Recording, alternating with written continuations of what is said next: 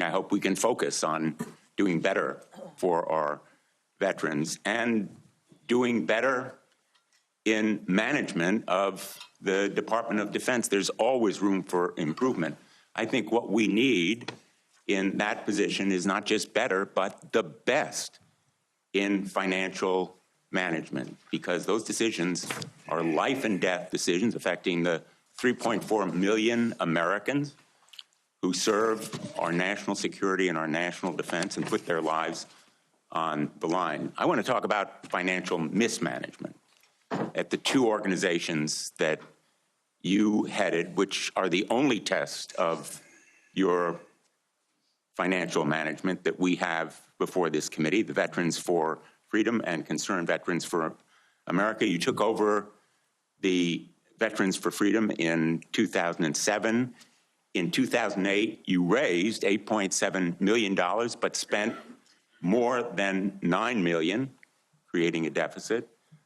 By January 2009, you told donors that the organization had less than $1,000 in the bank and debts of $434,000. By 2010, revenue at the Veterans for Freedom had dropped to about $265,000.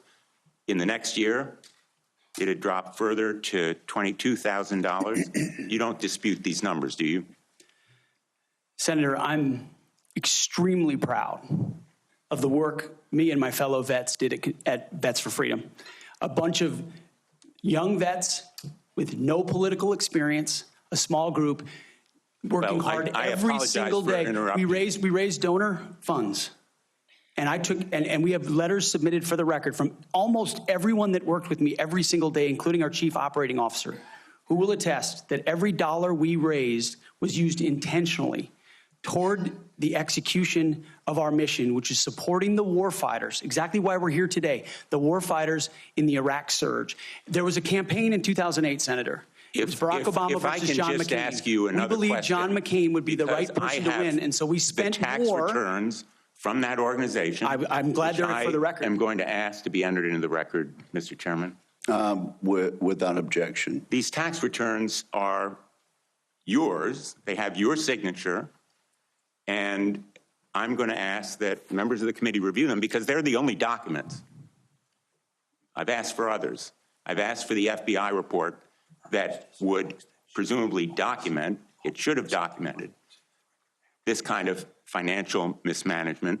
And these are the 990s from that organization. By the year of 2011, donors had become so dissatisfied with that mismanagement, they, in effect, ousted you. They merged that organization with Military Families United, and thereafter, you joined a second organization as executive director. In between, Senator, I went to Harvard University I want to ask for 2 years and Afghanistan. I want to ask you questions about Concerned Veterans for America. Again, another set of tax returns, the 990s from that organization. I ask they be made part of the record, Mr. Chairman. Without objection, both of those returns are now part of the record. 2011 to 2016. At the end of 2013, shortfall of $130,000. At the end of 2014, shortfall of $428,000. You had a surplus the following year, but then another deficit of $437,000. By the time you left, that organization had deep debts, including credit card transaction debts of about $75,000. That isn't the kind of fiscal management we want at the Department of Defense. We can't tolerate it at the Department of Defense. That's an organization with a budget of $850 billion, not 10 or 15 million, which was the case at those two organizations. And it has command responsibility for 3.4 million Americans. The highest number that you managed in those two organizations was maybe 50 people.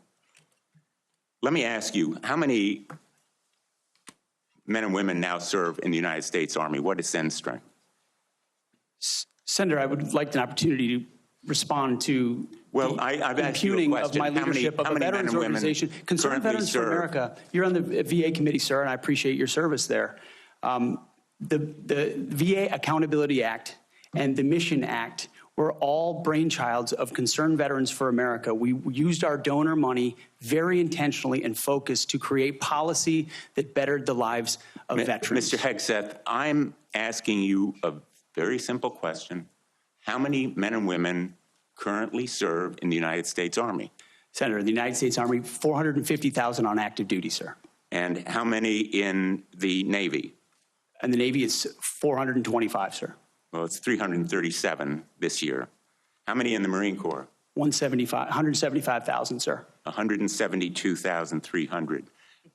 Those numbers dwarf any experience you had by many multiples. I don't believe that you can tell this committee or the people of America that you are qualified to lead them. I would support you as the spokesperson for the Pentagon. I don't dispute your communication skills, but I believe that we are entitled to the facts here. I've asked for more documents. I assume you'd be willing to submit to an expanded FBI background check that interviews your colleagues, accountants, ex-wives, former spouses, sexual assault survivors, and others, and enable them to come forward. Senator, I'm not in charge of FBI background checks. But you would submit to it and support it.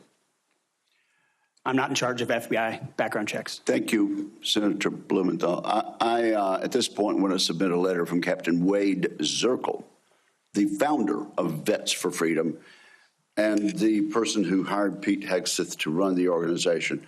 Although the 2008 financial crisis dried up fundraising for nonprofits, Captain Zirkle says, and I quote, "Pete responded to this crisis with decisive action by reducing staff and renegotiating all debts with creditors until they were fairly resolved, an impressive feat and a testament to Pete's character." Pete departed VFF in 2010 to take on a new role with Concerned Veterans for America. Pete departed on good terms. Without objection, that will be added to the record.